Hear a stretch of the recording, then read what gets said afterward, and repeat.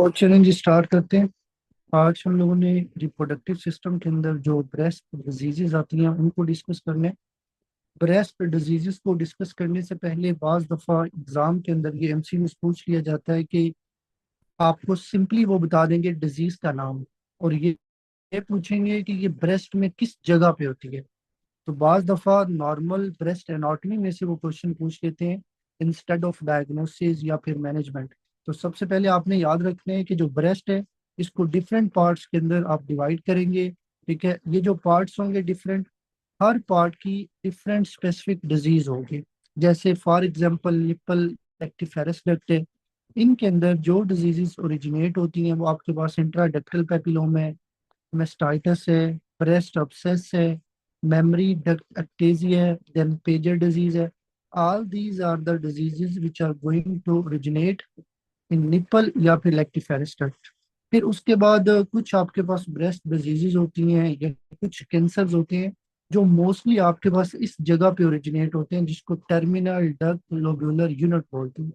इसमें fibrocystic change है, ductal carcinoma in situ, lobular carcinoma in situ, then आपका invasive ductal carcinoma and invasive lobular carcinoma. सबसे पहले what is the difference between in carcinoma in situ and invasive cancer. तो अगर आपको question stem के अंदर बता दिया जाए कि जो एबनॉर्मल ग्रोथ है वो बेसमेंट मेम्ब्रेन को इन्वेड कर रही है, तो वो आपका इन्वेसिव कैंसर होता है। जिसने इनको नहीं किया होता वो आपका कार्सिनोमा इंसाइटो होता है। ये आप स्ट्रोमल टिश्यू में होती है। स्ट्रोमा क्या होता है? ये स्पोर्टिव टिश्यू होता है। ठीक है, जिस भी ऑर्गन में स्ट्रोमल टिश्यू का जिक्र हो, this is the sportive tissue of that organ, ये आपने याद रखना है। तो इसमें फाइब्रो एडिनोमा एंड फिलोडिस ट्यूमर, ये आपने इसमें चीजें जो है ना वो याद रखनी है। तो सबसे पहले यहाँ पे बिनाइन ब्रेस्ट डिजीज को देखते हैं, जिसमें फाइब्रोसिस्टिक चेंजेस हैं। फाइब्रोसिस्टिक चेंजेस के these are the benign hormone dependent changes of the breast. इन चेंजेस में आपको क्या मिलेगा?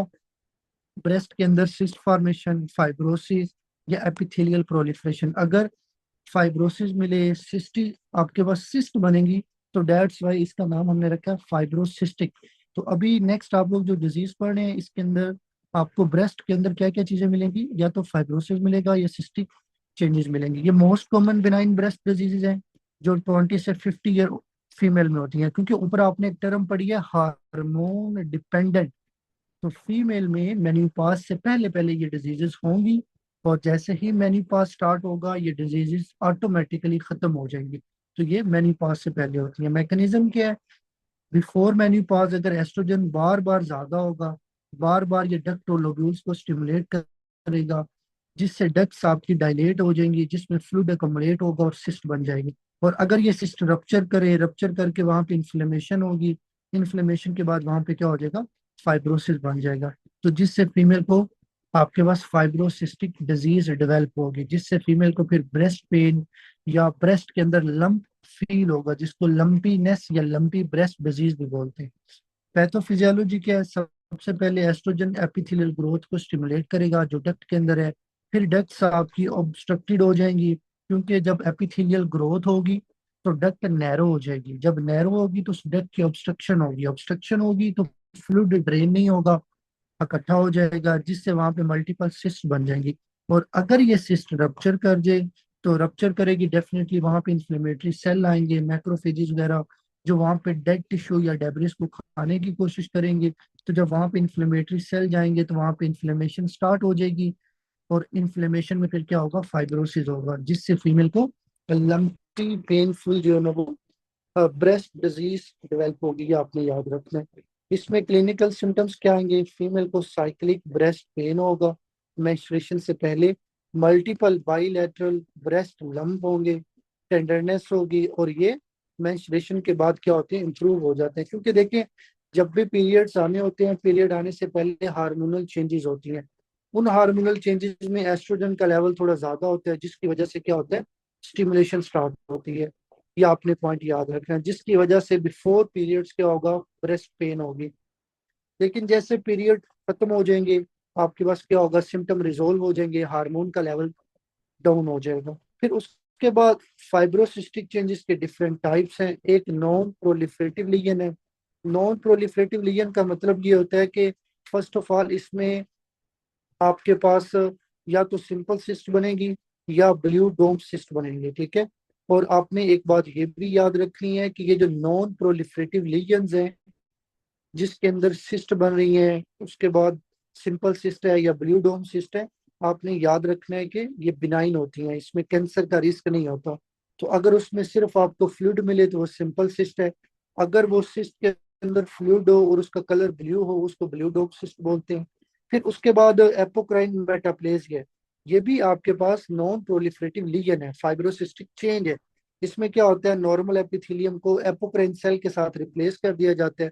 तो मेटाप्लेजिया की डेफिनेशन क्या होती है, replacement of one cell with another cell, this is called metaplasia. और अगर इसमें आप एपोक्राइन सेल से करेंगे उसको एपोक्राइन मेटाप्लेजिया बोलेंगे। फिर उसके बाद स्ट्रोमल फाइब्रोसिस है, जिसमें फाइब्रस टिश्यू ब्रेस्ट टिश्यू को रिप्लेस करेगा। So these are the non proliferative fibrocystic changes, जिसमें सिंपल सिस्ट है, ब्लूडोम सिस्ट है, और उसके बाद आपके पास स्ट्रोमल फाइब्रोसिस है।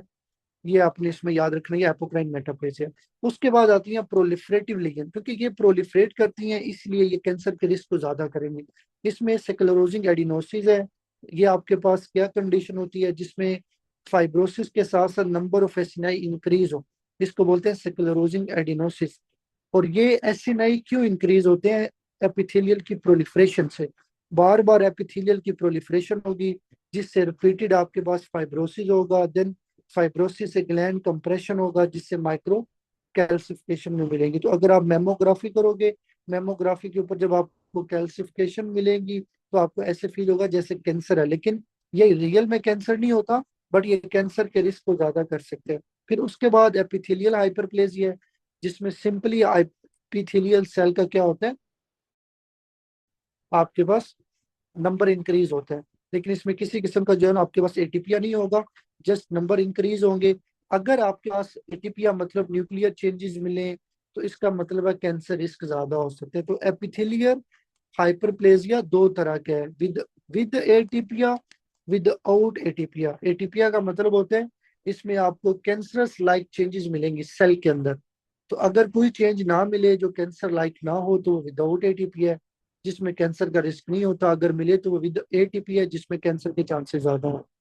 ये आपने याद रखना। So these are the fibrocystic proliferative and non proliferative diseases जो आपको बताने चाहिए। उसके बाद इन्फ्लेमेटरी कंडीशन है जिसमें सबसे पहले फैट निक्रोसिस आता है। फैट निक्रोसिस क्या है कि ब्रेस्ट का ट्रोमा होता है, ट्रोमा की वजह से ब्रेस्ट में इन्फ्लेमेशन होती है, ठीक है। और ये ब्रेस्ट कैंसर को रिजेंबल करती है लेकिन रियल में कैंसर नहीं होता। तो ये आपने इसमें पॉइंट याद रखना है कि जब भी फीमेल को ट्रोमा होगा, ट्रोमा की वजह से फैट सेल का रप्चर होगा। जब फैट सेल रप्चर होंगे ट्राइग्लिसराइड रिलीज होगा। ट्राइग्लिसराइड जब रिलीज होगा तो आपके जो ब्रेस्ट में लाइपेज है वो क्या करेगा, फैट को तोड़ेगा, फ्री फैटी एसिड बनेंगे, ये इन्फ्लेमेशन कराएंगे जिससे आपके वहां पे जॉइंट सेल बनेंगे। जॉइंट सेल के बाद वहां पे फाइब्रोसिस और कैल्सिफिकेशन होगी जिससे फीमेल की ब्रेस्ट के अंदर एक पेनलेस मैस होगा।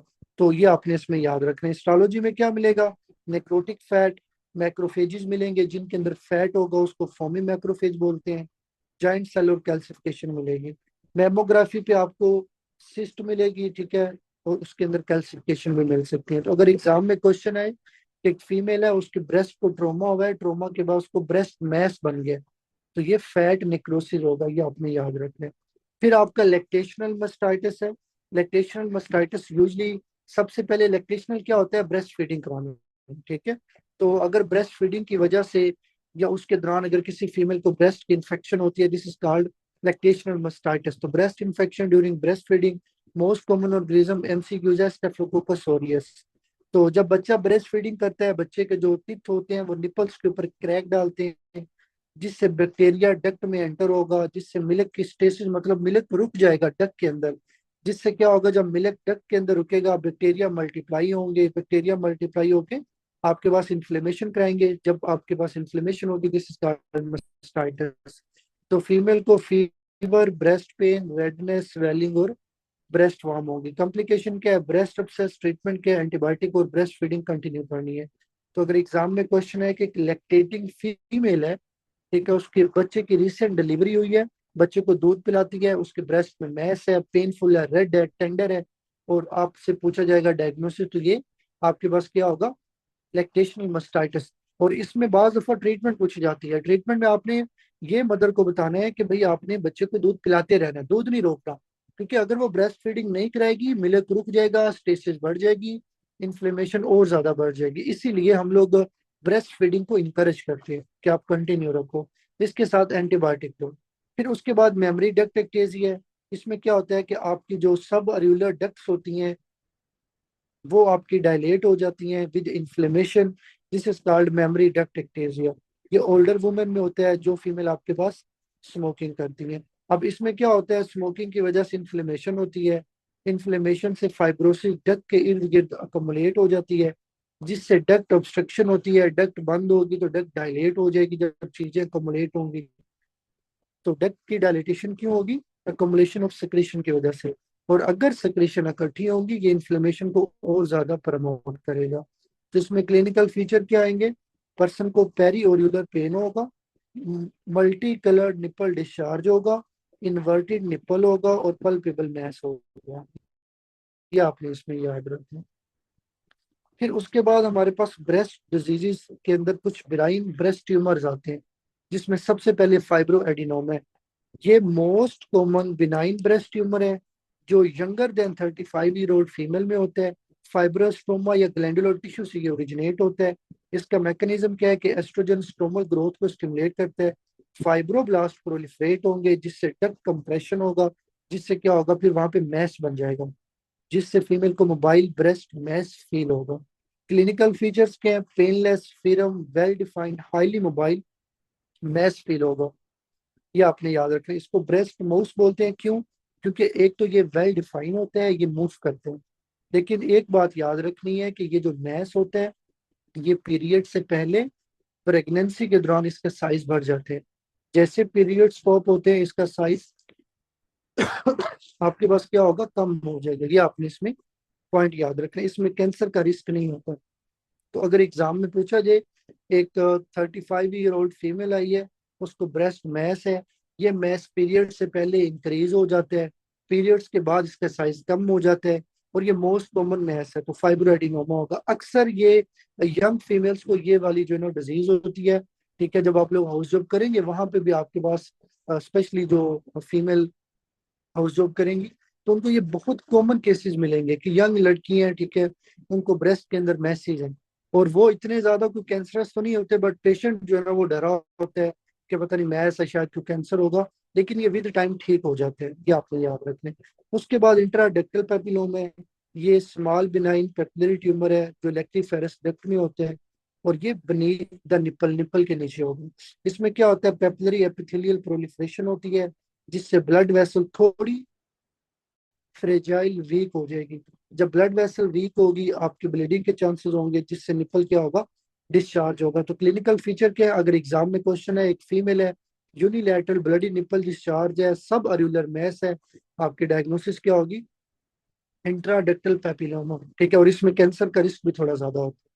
फिर फिलोडिस ट्यूमर है। ये आपका फाइब्रो एपिथेलियल ट्यूमर है, जो स्ट्रोमल टिश्यू में होता है, और ये फिफ्थ डेकेड मतलब कह लो कि 50-60 के अंदर जाके होते हैं। इसमें स्ट्रोमा ओवरग्रोथ, स्ट्रोमल ग्रोथ, और इस ग्रोथ के अंदर आपको लीफ लाइक प्रोजेक्शंस मिलती हैं। ठीक है, जिससे आपको ब्रेस्ट के अंदर फिर क्या होता है, ब्रेस्ट मैस फील होगा। तो अगर एग्जाम में क्वेश्चन आए कि फीमेल है, उसको ब्रेस्ट में मैस है, मैस आपका पेन लेस है, तो ये मैस रैपिड इनलार्ज हो रहा है, आपने हिस्टोलॉजिकल स्टडी की, आपको लीफ लाइक प्रोजेक्शंस मिली हैं, तो ये फ्लोडिस ट्यूमर है। और आपने याद रखना है कि ये बाज दफा मेलिग्नेंसी के अंदर भी कन्वर्ट हो जाते हैं। उसके बाद गैनाकोमेस्टिया। गैनाकोमेस्टिया क्या है, ये आपके पास मेल ब्रेस्ट टिश्यू की इन्लार्जमेंट है due to increase estrogen effect, कि मेल के अंदर अगर एस्ट्रोजन का लेवल ज्यादा होता है एज कम्पेयर टू एंड्रोजन, तो उससे क्या होगा, मेल में ब्रेस्ट टिश्यूज ग्रोथ होगी, जिसको गैनाकोमेस्टिया बोलेंगे। तो इसमें क्या होता है, एक नॉर्मल बंदे में एस्ट्रोजन और एंड्रोजन का बैलेंस होता है मेल के अंदर, लेकिन जब ये बैलेंस खराब होता है, एस्ट्रोजन का लेवल ज्यादा होता है, तो डक्ट एपिथेलियल प्रोलिफरेशन होती है जिससे स्ट्रोमा प्रोलिफरेट करता है। मेल के अंदर ब्रेस्ट की इन्लार्जमेंट होती है जिसको ग्नेकोमेस्टिया बोलेंगे। और ये ज्यादा आपके पास न्यू बोर्न के अंदर, प्यूबर्टी हो गया, या एल्डरली मैन के अंदर होता है। और जो आपका ग्नेकोमेस्टिया है ये फिजियोलॉजिकल भी हो सकता है, पैथोलॉजिकल भी हो सकता है। पैथोलॉजिकल में लिवर सिरोसिस है, क्योंकि जब किसी बंदे को लिवर सिरोसिस होती है तो एस्ट्रोजन का लेवल बॉडी से निकलता नहीं है, बॉडी के अंदर एस्ट्रोजन इकट्ठा हो जाता है, क्योंकि लिवर का काम होता है एस्ट्रोजन को निकालना, मेटाबोलाइज करना। लिवर सिरोसिस में मेटाबॉलिज्म कम होगा, इकट्ठा हो जाएगा एस्ट्रोजन, जिससे ये ब्रेस्ट टिश्यू की ग्रोथ कराएगा। फिर क्लाइन फिल्टर सिंड्रोम है, इसमें भी एस्ट्रोजन ज्यादा होता है, टेस्टोस्टेरोन कम होते हैं। टेस्टिकुलर ट्यूमर अगर एस्ट्रोजन ज्यादा बनाए। फिर कुछ आपके पास ड्रग्स है जिसमें आपके पास सिमेटाडीन है, कीटोकेनाजोल है, फिनेस्ट्रॉइड है और डाइजोक्सिन है। इन कंडीशंस के अंदर क्या होता है, आपके पास ये ड्रग्स जाके ब्रेस्ट टिश्यू की इलार्जमेंट कराती है। एग्जाम के अंदर मोस्टली जब भी क्वेश्चन आते हैं वो ऑलवेज पैथोलॉजिकल चीजों का पूछते हैं, आपसे ड्रग पूछ सकते हैं कौन सी ड्रग है जो ग्नेकोमेस्टिया करवाती है। तो ये ड्रग्स के नाम लाजमी पता होने चाहिए आपको, और उसके अलावा जो डिजीज आप लोगों को बनाई है। उसके बाद आपका ब्रेस्ट कैंसर का टॉपिक आते हैं। सबसे पहले ब्रेस्ट कैंसर एक मेलिग्नेंट ट्यूमर है जो टर्मिनल डक्ट लोबुलर यूनिट के एपिथेलियल सेल से अराइज होते हैं। ये मोस्ट कॉमन कैंसर फीमेल के अंदर है, स्किन कैंसर को एक्सक्लूड करके। और ये सेकंड काज ऑफ डेथ है कैंसर की वुमेन के अंदर। मोस्ट पेशेंट जितने भी होंगे वो पोस्ट मेनोपॉजल होंगे, मतलब जिन लोगों को ये छाती का कैंसर होता है उनको पीरियड्स जब एंड हो जाते हैं, जिसको मेन्यूपॉज बोलते हैं 51 ईयर की एज के बाद, ठीक है, तब ये कैंसर अराइज होते हैं। और ओरिजिन क्या है, मोस्ट ऑफ द जो कैंसर होते हैं वो टर्मिनल डक्ट लोबुलर यूनिट में होते हैं, 90 to 95%। इसीलिए इनका नाम डक्टल कार्सिनोमा बोला गया है या लोबुलर कार्सिनोमा बोला गया है। ये आपने याद रखना है। प्रोग्नोसिस के, ओ सॉरी, इसकी पैथोजेनेसिस के, सबसे पहले आपके पास जब भी किसी नॉर्मल ब्रेस्ट के एपिथेलियम के अंदर जेनेटिक म्यूटेशन होती है, कुछ लोगों की फैमिलीज के अंदर डिजीजेज होती हैं जिनको जेनेटिकली मसला होता है, जैसे बरका 1, बरका 2, P53, HER2, PIK3C, ये सारी की सारी जो जीन्स हैं इनकी म्यूटेशन कैंसर के साथ एसोसिएटेड है। तो जब इन जीन्स के अंदर प्रॉब्लम आती है, जो नॉर्मल सेल साइकिल कंट्रोल होते हैं वो लॉस हो जाते हैं। जब आपका सेल साइकिल के ऊपर कंट्रोल ही नहीं है तो सेल फिर अपनी मर्जी से ग्रो करेगा, प्रोलिफरेट करेगा। अगर वो डक्ट में प्रोलिफरेट करेगा तो डक्टल कार्सिनोमा बनाएगा, अगर वो लोब्यूल में प्रोलिफरेट करेगा तो वो लोबुलर कार्सिनोमा बनाएगा। अगर वो डक्ट में ग्रोथ करके प्रोलिफरेट करके बेसमेंट मेम्ब्रेन को इन्वेड करे उसको बोलेंगे इन्वेसिव डक्टल कार्सिनोमा। अगर वो बेसमेंट मेम्ब्रेन को इन्वेड ना करे उसको बोलेंगे डक्टल कार्सिनोमा इन साइटू। सेम इसी तरह लोब्यूल है, अगर ग्रोथ लोब्यूल में हो और वो बेसमेंट मेम्ब्रेन को इन्वेड ना करे, this is lobular carcinoma in situ. और अगर वो कर जाए तो वो आपका क्या होगा, लोबुलर कैंसर होगा। ये आपने इसमें याद रखना है, इन्वेसिव। तो डक्टल या लोबुलर हाइपरप्लेजिया होगा जिससे एटीपिया डेवलप होगा, कार्सिनोमा इन साइटू। फिर बेसमेंट मेम्ब्रेन इन्वेड होगी, इन्वेसिव कार्सिनोमा होगा। फिर ये लिम्फेटिक के थ्रू स्प्रेड करेगा एक्सिलरी लिम्फ नोड में, और यहाँ से फिर ये आपकी बॉडी के दूसरे पार्ट्स में जाएगा। यहाँ पे कुछ मॉलिक्यूलर पैथोफिजियोलॉजी लिखी हुई है कि अगर बरका 1 म्यूटेशन होती है तो उसका क्या इफेक्ट आएगा। तो देखिए, नॉर्मली बरका 1 का काम है डबल स्ट्रैंडेड डीएनए ब्रेक्स को रिपेयर करना। नॉर्मल पर्सन में जब सेल की ग्रोथ होती है तो बाज दफा सेल के डीएनए के अंदर डैमेज होते हैं, उस डैमेज को ठीक कर दिया जाता है जिससे सेल के अंदर कैंसर नहीं बनता। और वो कौन करता है, उसमें एक बरका 1 भी है जो उस डैमेज को ठीक करती है। अगर इसका म्यूटेशन होगा, डीएनए रिपेयर नहीं होगा, म्यूटेशन इकट्ठी होंगी, उससे कैंसर आपका बन जाएगा। और ये कैंसर ट्रिपल नेगेटिव होता है। ये आगे हम पढ़ते हैं कि ट्रिपल नेगेटिव का मतलब क्या है, बट इतना याद रखें बरका 1 म्यूटेशन में ट्रिपल नेगेटिव कैंसर होगा। बरका 2 भी डीएनए रिपेयर जीन है, अगर इसमें मसला होगा, जेनेटिक इंस्टेबिलिटी नहीं होगी, डीएनए डैमेज ठीक नहीं होगा, ब्रेस्ट कैंसर बनेगा। लेकिन बरका 2 में ओवेरियन, मेल ब्रेस्ट, पेंक्रियाटिक और प्रोस्टेट कैंसर के भी चांसेस क्या होते हैं, ज्यादा होते हैं। फिर उसके बाद HER2 एम्पलीफिकेशन है। HER2 एक epidermal growth factor receptor gene है जो कि नॉर्मली आपकी ग्रोथ को कंट्रोल करती है, ठीक है। और तो अगेन HER2 क्या है, ये ग्रोथ फैक्टर है। HER2 एक्टिवेट होकर आपकी बॉडी में सेल ग्रोथ को कंट्रोल करता है। कैंसर में जब HER2 जीन का मसला बनेगा, बहुत ज्यादा HER2 जीन खराब होंगे, जिससे सिग्नल खराब होगा, सिग्नल बहुत ज्यादा मिलेगा, सेल की ग्रोथ बहुत ज्यादा होगी, उससे आपका ट्यूमर अग्रेसिव होगा, ये आपने याद रखना। फिर उसके बाद हार्मोन रिसेप्टर पॉजिटिव ट्यूमर है।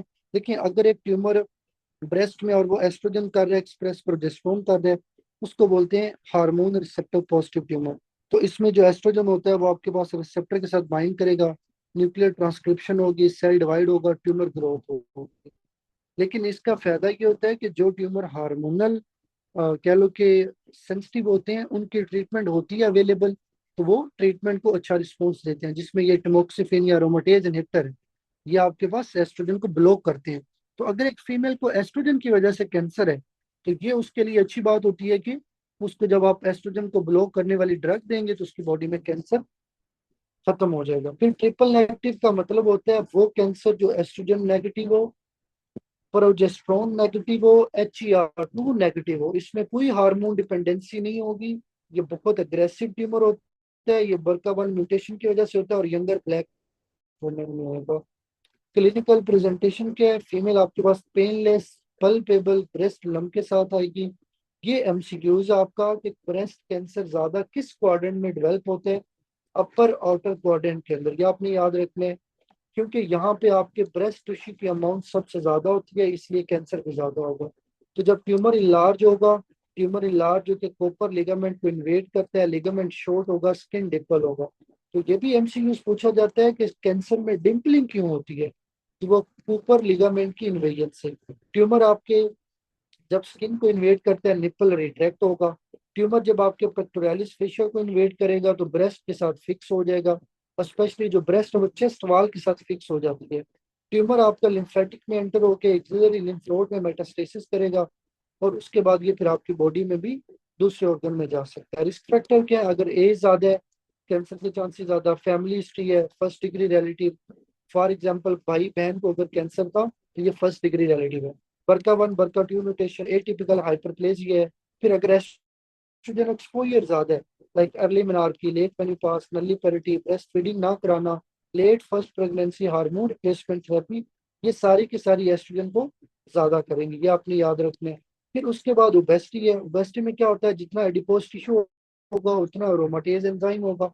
अरोमाटेज क्या करेगा, एंड्रोजन से एस्ट्रोजन बनाएगा, एस्ट्रोजन ब्रेस्ट कैंसर को स्टिमुलेट करेगा। फिर अल्कोहल है, ये एस्ट्रोजन लेवल को ज्यादा करती है। मेल में बर्कट और क्लाइन सिंड्रोम के कह लें कि रिस्क फैक्टर से ब्रेस्ट कैंसर के चांसेस ज्यादा हैं। ये MCQs है मेल के अंदर, ये आपने याद रखना। प्रोग्नोसिस के सिंगल मोस्ट इंपॉर्टेंट जो प्रोग्नोस्टिक फैक्टर ब्रेस्ट कैंसर के अंदर होता है वो एक्सिलरी लिम्फ नोड मेटास्टेसिस है। अगर आपके पास पॉजिटिव लिम्फ नोड है, इसका मतलब प्रोग्नोसिस वर्स है, ये आपने याद रखना है। फिर नॉन इन्वेसिव कार्सिनोमास यहाँ पे पहले डिस्कस करते हैं। ये वो कैंसर है जो बेसमेंट मेम्ब्रेन को इन्वेड नहीं करते। इसमें डक्टल कार्सिनोमा इन साइटो, इसमें मैलिग्नेंट एपिथेलियल सेल डक्ट के अंदर होते हैं, बेसमेंट मेम्ब्रेन इंटेक्ट रहती है। तो डक्ट के अंदर जब सेल्स का हाइपरप्लेजिया होगा, हाइपरप्लेजिया से डक्ट के अंदर सेल मैलिग्नेंसी में ट्रांसफर हो जाएंगे, डक्ट आपके कैंसर वाले सेल से फिल हो जाएगी, लेकिन ये इन्वेड नहीं करेंगे, ये आपने याद रखना है। तो ट्यूमर वाले सेल जब डक्ट को फिल करेंगे, उससे क्या होगा, सेंटर में नेक्रोसिस होगा, कैल्शियम डिपॉजिट होगा, आपको कैल्सिफिकेशन मिलेगी। तो जब आप मेमोग्राफी करोगे, मेमो पे आपको व्हाइट व्हाइट प्लाक्स नजर आएंगे। और अगर आप हिस्टोलॉजी करोगे तो आपको डक्ट के अंदर मैलिग्नेंट सेल मिलेंगे, जिनमें आपको ये नेक्रोसिस मिलेगा, जिसको क्लीडियो नेक्रोसिस बोलते हैं। तो मेमो पे कैल्सिफिकेशन मिलेगी। क्लिनिकल फीचर यूजली ये लोग एसिम्प्टोमेटिक होते हैं, कोई पल्पेबल मैस नहीं होता, और ट्रीटमेंट के बाद प्रोग्नोसिस अच्छी होती है।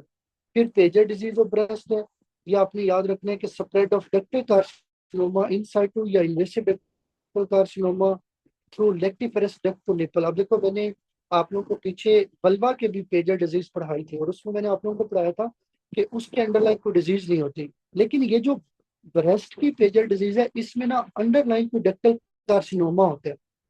तो अंडरलाइन डक्टल कार्सिनोमा होगा, ट्यूमर आपके डक्ट के अलोंग माइग्रेट करेगा, निपल एपिडर्मिस को इन्वेड करेगा, इन्फ्लेमेशन कराएगा, एक्जिमा लाइक लीजन बनेगी, जिससे फीमेल को जो निपल है रेड होगा, क्रस्टिंग, स्केलिंग, इचिंग, बर्निंग या ब्लडी डिस्चार्ज होगा।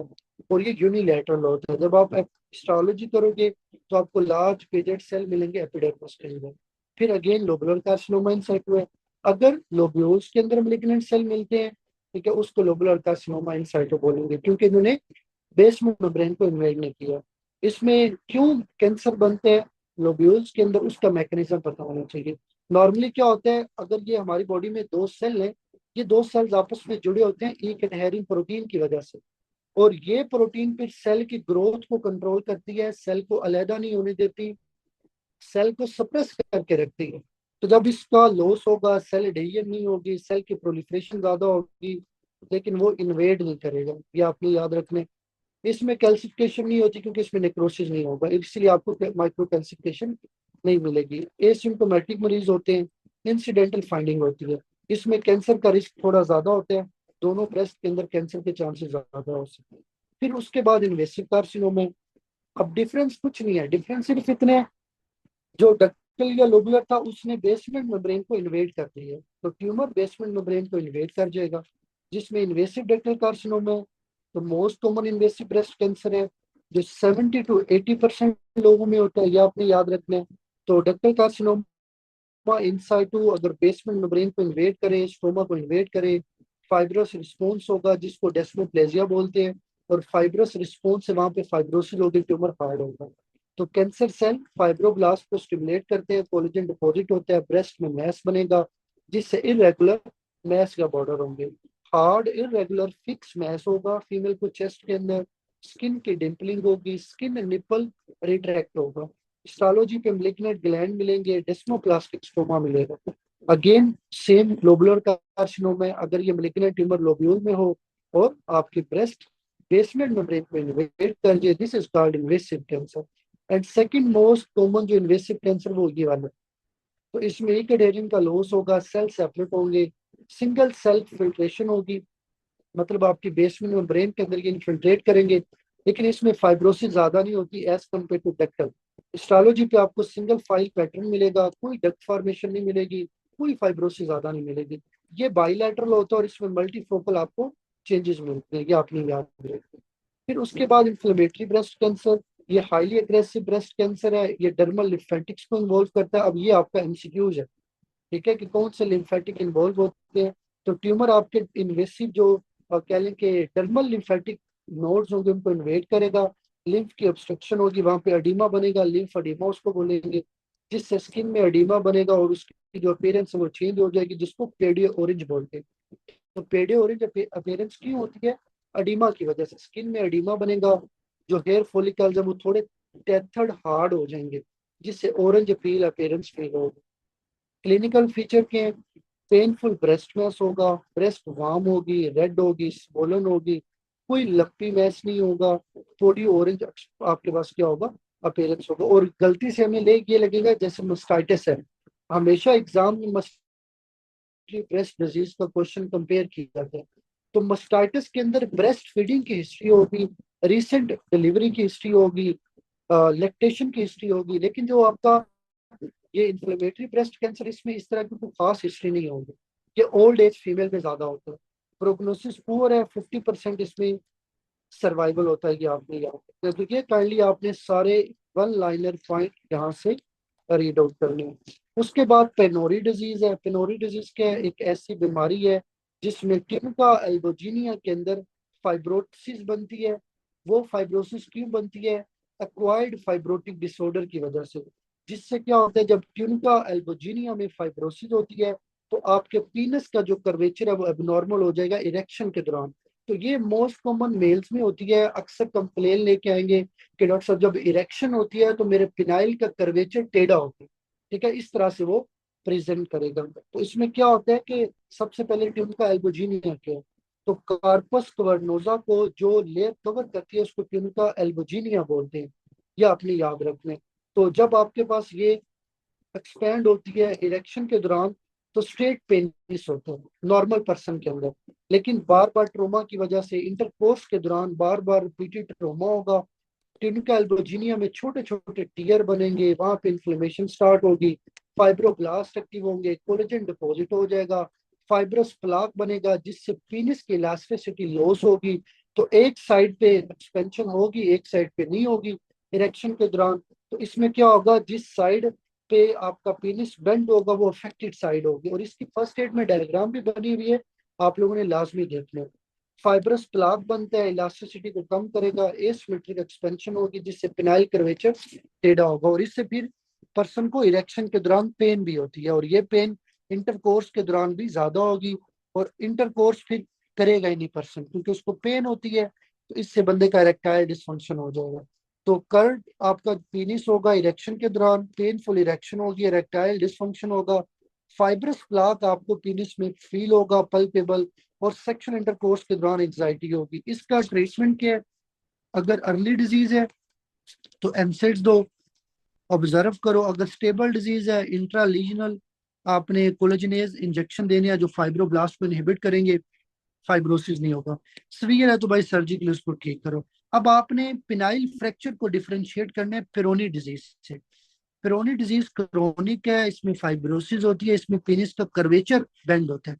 पिनाइल फ्रैक्चर ये एक्यूट इमरजेंसी है, इसमें ट्यूनिका एल्बोजिनिया का रप्चर हो जाता है, सडन पेन होगी, पॉपिक साउंड होगी, और इमीडिएट स्वेलिंग। तो बाज दफा क्वेश्चन कैसे आता है कि एक कपल है, ठीक है, ड्यूरिंग सेक्सुअल इंटरकोर्स, ठीक है, आपके पास मेल को सडन पेन फील हुई है, साउंड फील हुई है, ठीक है, आपके पास आया, उसको पेनिस में स्वेलिंग पेनफुल है, तो वो पिनाइल फ्रैक्चर हो। अगर आपको पेनिस का कर्वेचर एबनॉर्मल मिले, पल्पेबल प्लाक फील हो, तो वो पेरोनी डिजीज है। फिर अस्कीमिक प्रियापिज्म। प्रियापिज्म क्या होता है? सिंपल, जब इरेक्शन होती है प्रलोंग हो जाए, ठीक है, पेनफुल पिनाइल इरेक्शन 4 घंटों से ज्यादा हो, फेलियर ऑफ वीनस ड्रेनेज। मतलब ये है कि अगर आपके पेनिस की वीनस ड्रेनेज खराब हो जाए, वीनस ब्लड ड्रेन ना हो, तो वो सारा का सारा वीनस ब्लड इकट्ठा हो जाएगा, वीनस ब्लड में ऑक्सीजन नहीं होता, उससे क्या होगा? अस्कीमिया होगा। और दूसरी बात, अगर ब्लड ड्रेन नहीं होगा तो इरेक्शन लंबी हो जाएगी, 4 घंटे से ज्यादा इरेक्शन होगी और पेनफुल होगी, उसको बोलते हैं प्रियापिज्म, और ये अस्कीमिक होगा। मेडिकल इमरजेंसी है, ये आपने याद रखना है।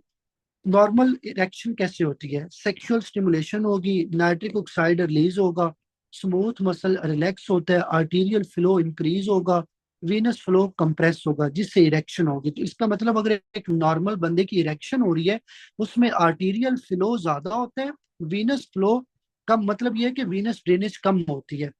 ये जो अक्सर लोग सेक्सुअल परफॉर्मेंस को ज्यादा करने के लिए ड्रग्स लेते होते हैं, ठीक है, व्याग्रा के नाम से ड्रग आती है, वो क्या करती है? वो सारी ड्रग आपके पास ये आर्टीरियल ब्लड फ्लो को ज्यादा करती है, आर्टीरियल ब्लड फ्लो ज्यादा होता है, इरेक्शन लंबे टाइम तक रहेगी, ठीक है, ये पर्पज होता है उस ड्रग का, ठीक है, उसमें अगेन वीनस ब्लड फ्लो आपका नहीं ड्रेन होगा।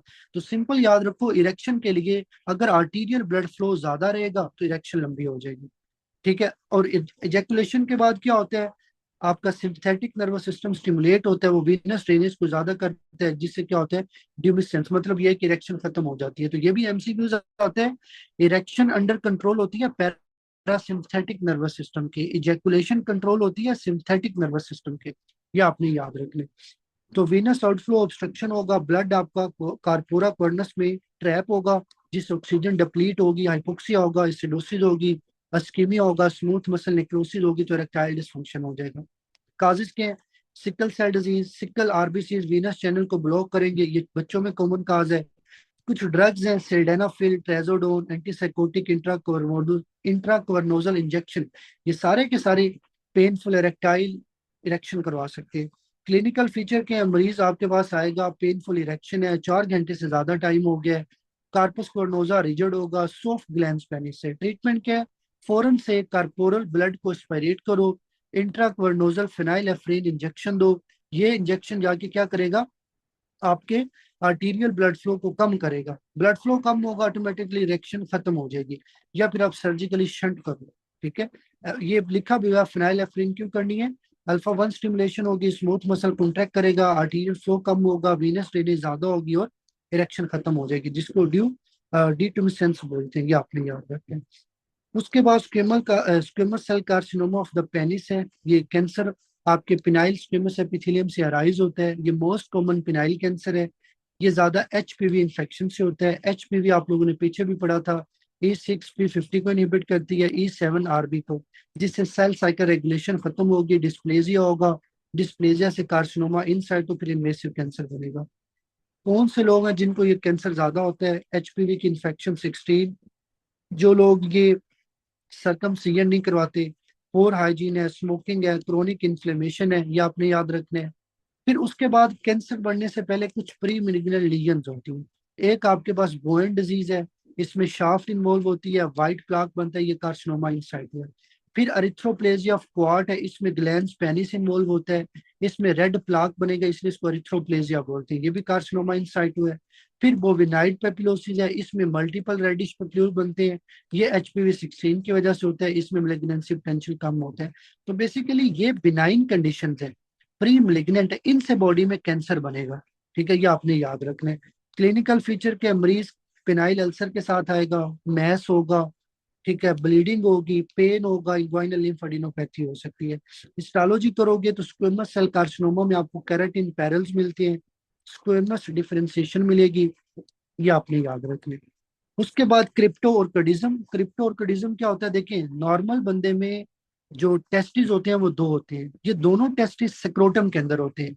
जब बच्चे की डेवलपमेंट हो रही होती है तो टेस्टिस हमारे पेट में होते हैं, टेस्टिस ने पेट से नीचे आने स्क्रोटम के अंदर। लेकिन जिन लोगों में ये टेस्टिस नीचे ना आए स्क्रोटम में, दिस इज कॉल्ड क्रिप्टो ऑर्किडिज्म। तो नॉर्मल टेस्टिस एब्डोमेन में बनते हैं, नीचे आते हैं ग्वाइनल किनाल के थ्रू, स्क्रोटम में आ जाते हैं पैदा होने से पहले। अगर नीचे नहीं आएंगे, टेस्टिस एब्डोमेन में रहेंगे, एब्डोमेन में टेम्परेचर ज्यादा होता है, जिससे सेमिनिफेरस ट्यूब्यूल का डैमेज होगा, स्पर्मेटोजेनेसिस नहीं होगी, और उससे इनफर्टिलिटी हो जाएगी। तो टेस्टोस्टेरोन क्यों नॉर्मल होगा? क्योंकि टेस्टोस्टेरोन लेडिंग सेल से बनता है, लेडिंग सेल टेम्परेचर आपका टॉलरेट कर सकते हैं, लेकिन आपके जो सर्टोली सेल है वो नहीं कर सकते, या आपके जो जर्म सेल होते हैं जो स्पर्मेटोजेनेसिस में काम आते हैं। तो अगर एग्जाम में पूछा जाए कि इसमें टेस्टोस्टेरोन क्यों नॉर्मल होता है, क्योंकि लेडिंग सेल नॉर्मल है, स्पर्मेटोजेनेसिस इंपेयर्ड होगी, इससे इनफर्टिलिटी होती है। तो स्पर्मेटोजेनेसिस नहीं होगी, इनहिबिन बी नहीं बनेगा, आपका FSH इनहिबिट नहीं होगा, लीडिंग सेल डिस्फंक्शन होगा, जिससे टेस्टोस्टेरोन कम होगा, और आपका अगेन LH का लेवल क्या हो जाएगा? ज्यादा हो जाएगा। कॉम्प्लिकेशंस क्या है? इनफर्टिलिटी होगी, टेस्टिकुलर टोरियन, इंग्वाइनल हर्निया, और ये सबसे इंपॉर्टेंट है जो MCQs पूछा जाता है, अगर आपने इस बच्चे के टेस्टिस को नीचे ना किया 1-2 साल की उम्र से पहले, इस बच्चे को कैंसर हो जाएगा। तो उसको बोलते हैं ऑर्चियोपेक्सी, जिसके थ्रू आप बच्चे के टेस्टिस को नीचे लेके आते हो। तो अर्ली सर्जरी फर्टिलिटी को ठीक करेगी, लेकिन कैंसर के रिस्क को खत्म नहीं करेगी। मतलब जो लोग करवा भी लेते हैं उनमें कैंसर के चांसेस ज्यादा होंगे। फिर टेस्टिकुलर टोरियन, इसमें क्या होता है? जो स्पर्मेटिक कोड है वो आपका ट्विस्ट करता है, ठीक है, ट्विस्टिंग की वजह से स्पर्मेटिक कोड में जो ब्लड वेसल्स होती है उनकी इंटरप्शन होती है, जिससे ब्लड सप्लाई कंप्रोमाइज होगी, ये सर्जिकल इमरजेंसी है। ये आपकी जो टेस्टिकुलर टोरियन क्यों होती है? इसमें आपके बेल क्लैपर डिफॉर्मिटी की वजह से आपके टेस्टिस फ्रीली रोटेट करते हैं, जिसकी वजह से स्पर्मेटिक कोड के इर्द गिर्द रोटेट करेंगे, जिससे क्या होगा? स्पर्मेटिक कोड में वीनस ऑब्स्ट्रक्शन होगी, जिससे ड्रेनेज नहीं होगी, आर्टीरियल ऑब्स्ट्रक्शन होगी, जिससे आपका ब्लड कम जाएगा, स्कीमिया होगा, वहां पे इन्फेक्शन हो जाएगी। तो बेल कॉपर डिफॉर्मिटी क्या होता है? Failure of posterior fixation of testis to tunica vaginalis. देखिए, आपके स्क्रोटम में टेस्टिस जो बाइंड होते हैं ना स्क्रोटम के साथ, वो ट्यूनिका वेजिनैलिस की वजह से होते हैं। तो अगर आपके टेस्टिस फिक्स ना हो ट्यूनिका वेजिनैलिस के साथ स्क्रोटम में, इसको बेल क्लैपर डिफॉर्मिटी बोलते हैं। इसमें टेस्टिस हॉरिजॉन्टली लटके होंगे और ये रोटेट कर सकते हैं। सडन सीवियर पेन होगा, scrotal nausea, vomiting, high riding testis, horizontal lie होगा, क्रीमेस्टेरिक रिफ्लेक्स एब्सेंट होगा, और Prehn sign negative. Prehn sign negative क्या होता है? टेस्टिस को उठाने से अगर पेन कम हो जाए, इसका मतलब मरीज को एपिडिडमाइटिस है। अगर टेस्टिस को उठाने से पेन कम ना हो, इसका मतलब नेगेटिव प्रेहन साइन है, तो उसमें कोई और डिजीज होगी। डायग्नोसिस आप कलर डॉपलर अल्ट्रासाउंड करोगे, एब्सेंट ब्लड फ्लो मिलेगा, और आपने सर्जरी को डिले नहीं करना, क्योंकि सर्जरी डिले हुई तो आपकी नेक्रोसिस होगी, जिससे आपको इनफर्टिलिटी हो सकती है। तो within 6 hour emergency surgical detorsion करो, बाईलैटरल आर्चियोपेक्सी करो। अगर टेस्ट इज नॉन वायबल, मतलब उनमें स्कीमिया नेक्रोसिस हो गया, नहीं बच सकते, आर्चियोटोमी मतलब टेस्टिस को रिमूव करो। बाईलैटरल आर्चियोपेक्सी क्यों करनी है? क्योंकि अगर आप एक साइड पे करोगे तो ऑपोजिट साइड पे टेस्टिकुलर टोरियन का रिस्क ज्यादा होता है, डेट्स वाई आपने दोनों साइडों पे करनी होती है। फिर आपका वेरिकोसील है, वेरिकोसील क्या है? ये ऐसी कंडीशन है जिसमें पेम्पिनीफॉर्म वीनस प्लेक्सस की डायलिटेशन होती है, और ये मोस्ट कॉमन करेक्टेबल काज है मेल इनफर्टिलिटी की। अब नॉर्मल एनाटॉमी पता होनी चाहिए कि आपकी जो टेस्टिकुलर वेन है उसमें पेम्पिनीफॉर्म प्लेक्सेस होते हैं, और आपका आर्टीरियल ब्लड पूल होता है, ठीक है, जिससे आपका टेम्परेचर मेंटेन रहता है 34 डिग्री सेल्सियस। तो जब किसी बंदे में वीनस वाल फेल होगा, वीनस रिफ्लेक्स होगा, वेन डायलेट हो जाएंगी, आपका वार्म जो ब्लड है वो पूल होगा, जिससे सक्रोटल टेम्परेचर ज्यादा होगा, स्पर्मेटोजेनेसिस इंपेयर होगी और इससे इनफर्टिलिटी होगी। और ये आपका फेवरेट एग्जाम का एमसीक्यूज है कि लेफ्ट साइडेड वेरिकोसील क्यों होती है राइट साइडेड की निस्बत। तो left Gradle when left renal vein में ड्रेन होती है राइट एंगल पे, जिसकी वजह से वीनस प्रेशर ज्यादा होने के चांसेस है, ये आपने याद रखना है। Right gonadal vein directly inferior vena cava में जाती है। तो देखिए, लेफ्ट गुनेडल वेन पहले जाएगी लेफ्ट रीनल वेन में, लेफ्ट रीनल वेन फिर आगे इंफीरियर वेना केवा में जाएगी। लेकिन जो राइट गुनेडल वेन है ये डायरेक्टली इंफीरियर वेना केवा में जाती है, दरमियान में ये वेन नहीं होगी, इसलिए लेफ्ट साइड पे ज्यादा चांसेस हैं। तो right sided varicocele always suspect renal cell carcinoma. Tumour आपका राइट रीनल वेन को इंफीरियर वेना केवा को कंप्रेस करेगा, वेनस ड्रेनेज बंद होगी, जिससे राइट साइडेड या इवन लेफ्ट साइडेड वेरिकोसील भी हो सकते हैं। क्लिनिकल फीचर क्या है? डल इचिंग पेन होगा, सिक्रोटल हैवीनेस है, स्टैंडिंग पे वर्स होगा, लेटने से ठीक हो जाएगा, और बच्चे को इनफर्टिलिटी होगा। फिजिकल एग्जामिनेशन क्या है? जब आप टेस्टिस को पल्पेट करोगे, बैग ऑफ वर्म फील होगा, ये जो आपके पास स्वेलिंग है ये स्टैंडिंग से बढ़ जाती है, वल्सुलवा मनूवर से बढ़ती है, लेटने से ठीक हो जाती है। डायग्नोसिस कैसे करेंगे? अल्ट्रासाउंड करोगे, पिम्पिनीफॉर्म प्लेक्सिस डायलेट मिलेंगे, वेनस रिफ्लेक्स मिलेगा, और ये ट्रांसल्यूमिनेट नहीं होता। ये आपका अगेन फेवरेट एमसीक्यूज है। जो डिजीज ट्रांसल्यूमिनेट होती है वो हाइड्रोसील है, वेरिकोसील नहीं होता। हाइड्रोसील भी आगे पढ़ते हैं। ट्रीटमेंट क्या है? अगर पेनफुल या इनफर्टिलिटी है तो सर्जिकली लाइगेट करो, जिसको वेरिको कोलेक्टमी बोलते हैं, और परक्यूटेनियस एम्बोलाइजेशन करो, ये आपने याद रखना है। अगेन ये आपके कुछ वन लाइनर एमसीक्यूज हैं, ये प्लीज आपने अच्छे से लाजमी जो है ना वो रीड आउट कर लिया। उसके बाद आपके extra gonadal germ cell tumours हैं, ठीक है। Basically extra gonadal germ cell tumour के ये वो जर्म सेल ट्यूमर हैं जो आपके आउटसाइड द टेस्टिस डेवलप होते हैं, या ओवरीज के आउटसाइड। और ये क्यों होते हैं आउटसाइड द टेस्टिस या ओवरी? एम्ब्रियोजेनेसिस के दौरान primordial germ cell abnormal migrate करते हैं। तो प्राइमोडियल जर्म सेल जब ओरिजिनेट करेंगे आपके पास योग सैक के अंदर ड्यूरिंग एम्ब्रियोनिक डेवलपमेंट, आपके पास कोई कैंसर वगैरह नहीं बनता। तो नॉर्मली योग सैक में माइग्रेशन होगी डोर्सल मेजेंट्री के साथ, जेनिटल रिज बनेगा, जिससे टेस्टिस और ओवरीज बनेंगे। लेकिन कुछ लोगों में क्या होता है कि ये जो आपके प्राइमोडियल जर्म सेल होते हैं ये योग सैक में माइग्रेट नहीं कर पाते, जिसकी वजह से माइग्रेशन एबनॉर्मल होती है, आपका जेनिटल रिज नहीं बनता। आपके जर्म सेल क्या करेंगे?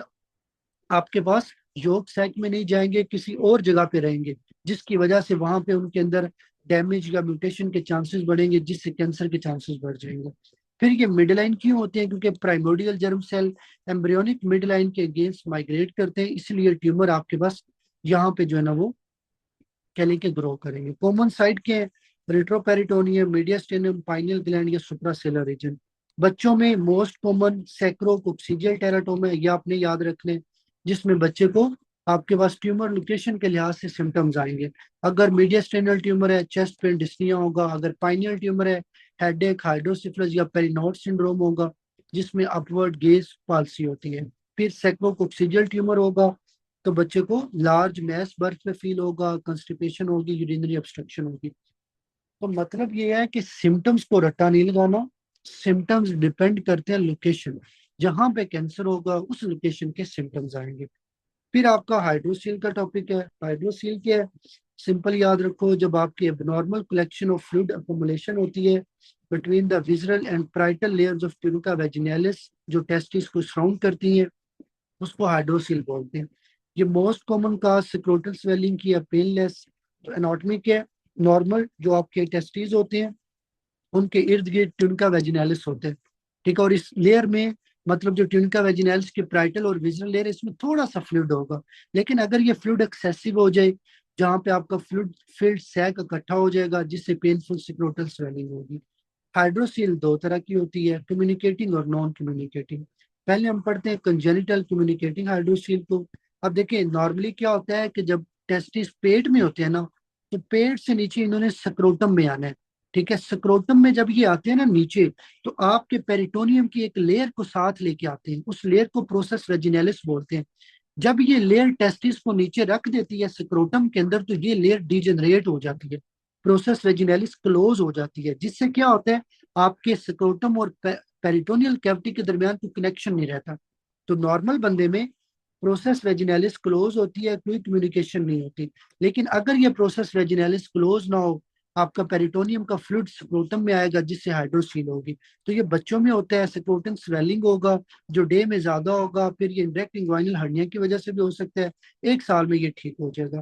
फिर एक्वायर्ड नॉन कम्युनिकेटिंग, इसमें क्या होता है, इन्फ्लेमेशन, ट्रोमा या ट्यूमर की वजह से फ्लूइड आपका ज्यादा इकट्ठा हो जाता है, लिम्फेटिक ड्रेनेज आपकी कम हो जाती है, जिससे ट्यूनिका वेजिनैलिस के दौरान प्राइटल और विजरल लेयर में फ्लूइड इकट्ठा होगा, जिसको हाइड्रोसील बोलेंगे।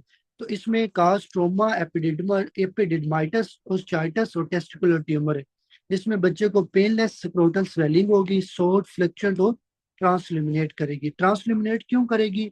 क्योंकि क्लियर फ्लूइड होता है, लाइट इजीली पास कर जाएगी। फिर इस फ्लूइड में आपको अगर ब्लड मिले तो उसको हेमेटोसील बोलेंगे, और इसके काज होगी ट्रोमा, ये आपने याद रखना है।